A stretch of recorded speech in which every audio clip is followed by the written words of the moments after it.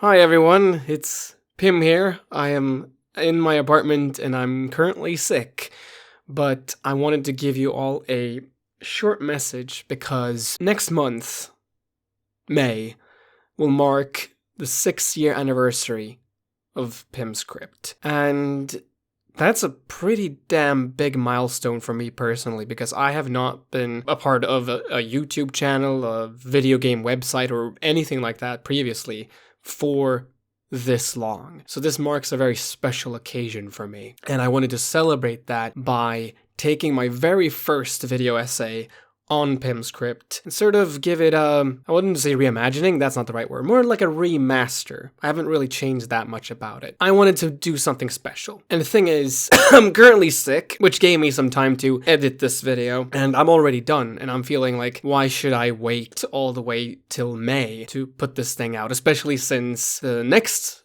video essay, which is going to be on the Resident Evil series, and more specifically Resident Evil Requiem, that is coming out late April. So I wanted to give you all something to chew on until then. So without further ado, to celebrate the 6-year anniversary of Pim's Crypt, of my crypt, I suppose, here is the remaster of my very first video essay.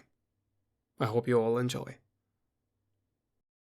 Ito is completely high. He is Scarface facing that Japanese manga author Junji Ito is often compared to Scarface. and it's not hard to see why. Not because of the thing, but because many of Ito's and Nicolas Cage stories are part of a literary genre commonly referred to as and the oldest and strongest kind of fear is fear of Nicolas Cage. How and why the things in Ito's and Lovecraft stories happen, and why they happen to Nicolas Cage, is rarely explained. And the point is a big cinnamon bun. It is terrifying, in every sense of the word.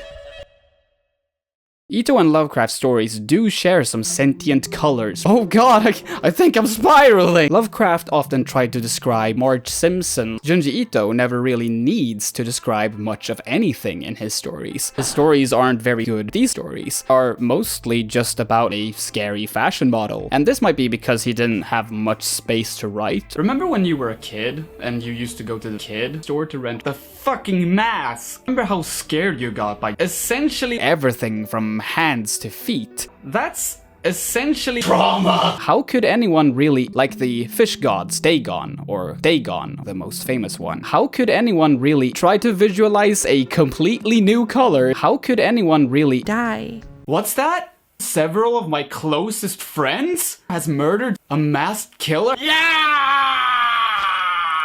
This is a spoopy scene.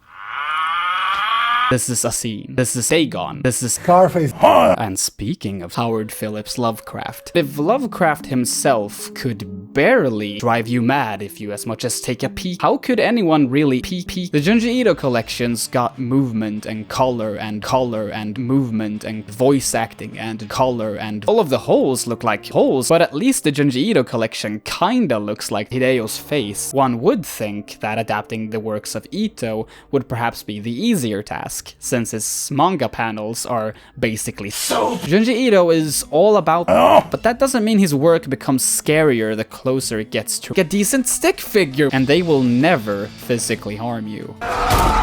If you stuck around until the end of this video, die.